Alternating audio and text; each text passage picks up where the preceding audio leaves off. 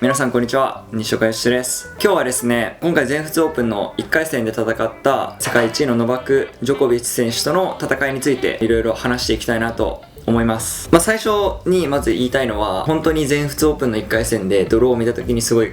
はーってね、みんなで、チーム一丸となってなったっていうのはあるんですけど、それぐらい、僕の認識の中でももちろん今全世界の中でもジョコビッチ選手って本当トップクラスで強くて、なかなか勝てると思えないようなテニスをしてる選手の一人なので、僕自身もすごいやっぱ苦手ですし、相性的にかなり合わないっていう感覚だったので、過去2回の対戦を含めても、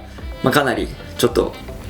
どうやって戦っていったらいいのかすらわからないような結構レベル差を感じる選手だったので、ドローを見た瞬間になんで2番やねんみたいになったんですけど、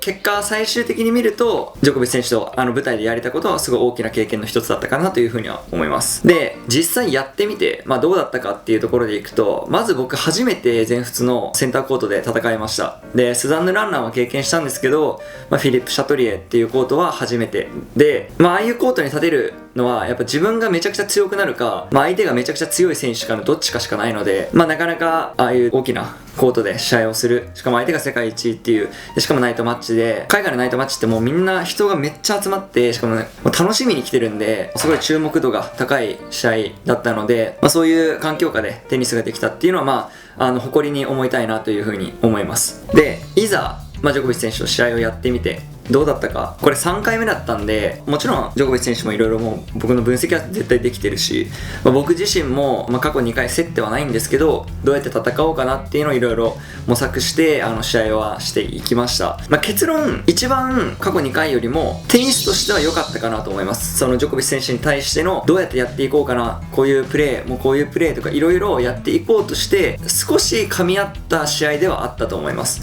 ただ何がやっぱ強かったかって、もうジョコビッチ選手のデュースになった時の強さがもう異常すぎて、もうなんでなんだろうなみたいな、すごいデュースの回数もあるし、サティオールとか、ブレイクチャンスも結構あったし、僕のサービスゲームでもゲームポイントだったりデュースだったりっていうのがたくさんある中で、それの取得率がほぼジョコビッチ選手なんですよ。僕に全然来ないっていう。で、やっぱこれってなんでなんだろうって考えた時に、どう考えてもジョコビッチ選手の方が経験も実力もやっぱ上で、僕の方がやっぱトライしていってる立場なので、余裕がどっちがあるかってなると絶対ジョコビッチ選手なんですね。で、ベースのテニスではいお願いしますってスタートした時に、ジョコビッチ選手が8割でやってるテニスの中で、僕はやっぱ 120% ぐらい出していかないと勝つチャンスがないって思ってるので、そういうちょっとリスクを背負ってでもテニスをしていくわけですよ。で、そうなってくるといいショットはもちろん入る時もあるし、アドレナリンも出てるし、スタートはいいプレーもあるんですけど、絶対どっかで入らなくなってくるんですよ。で、これの最後のセットが終わるまでの差がどんどん開いていくのかなっていう風に思っていて、やっぱこのデュースになったブレイクポイント来た、自分の中でチャンスだって思ってる時に、ジョコビッチ選手まだまだギア上げれるんで、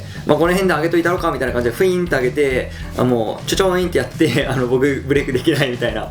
風になるっていうのが多々あって、これはもちろん技術云々の話ももちろんあるんですけど、やっぱどっちかっていうともう絶対的にこれはもう経験則、あとギアの上げ方ですね。その気持ち的な部分だと思います。ここは絶対落とさないっていう、ここで一瞬組んで上げた時に僕がそこにちょうど噛み合わずについていけなかったっていう差で、ああいうスコアだったかなというふうに思います。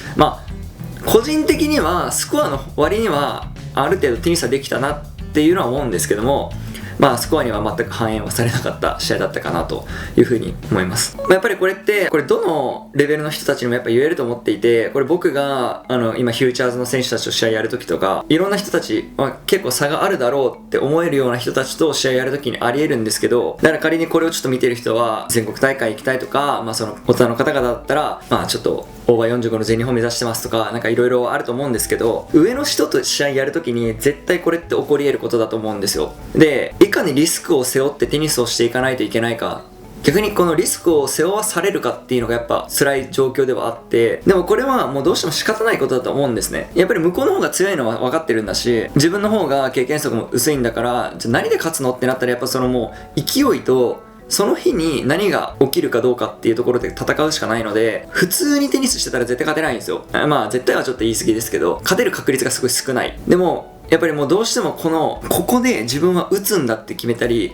本来打たないけどもう打たないといけない、もうこのレベルの相手だったら打つしかないよねっていう選択肢をさせられる状況になるのはもう仕方ないことで、それがまあ入るか入らないかで結構上の人に勝てるか勝てないかみたいなのが変わってくるのかなというふうに僕は思っています。なのでまあちょっとね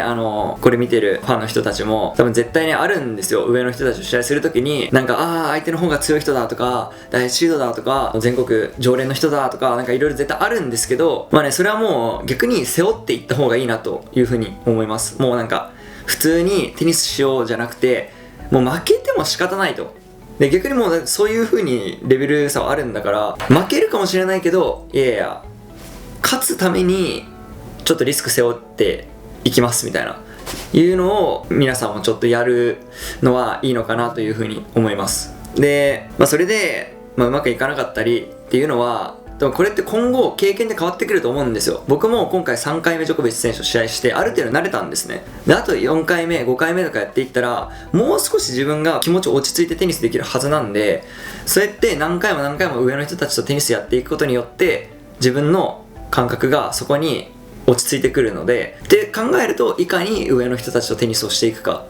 どれだけ強い人たちとテニスをし続けられるかっていうのがやっぱ上達もしくは強くなっていく道の一つなんだなっていうふうに改めてジョコビッチ選手との試合で感じたっていうところがあります。結果は残念でしたけども僕自身すごいいい経験の一つになりましたし、やっぱりこのテニス人生においてあまりいないのでセンターコートでテニスできる人なんて、すでにもう僕ウィンブルドン以外はセンターコートで多分したので、ウィンブルドンでまたセンターやってちょっとグランドスラム僕センター全部制覇しましたってやっぱ言えるような立場になりたいなというふうに思います。はいということでなるべくジョコビッチ選手とは今後試合したくないなというふうに思いますが、当たれるような大会に出ていってそういうランキングにはやっぱベース落ち着いていけるとまたもしかしたらチャンスもあるかもしれないし勝てるチャンスも出てくるかもしれないので、引き続き高いレベルのところで試合をしていってまた彼らに向かっていけるように頑張っていきたいなというふうに思います。全仏オープンの応援皆さんありがとうございました。次は、ウィンブルドンの応援をよろしくお願いいたします。はい、この動画が良かったと思った方々はチャンネル登録そして高評価お願いいたします。そして、今回全仏オープンの僕の試合を見てくださった方々ぜひ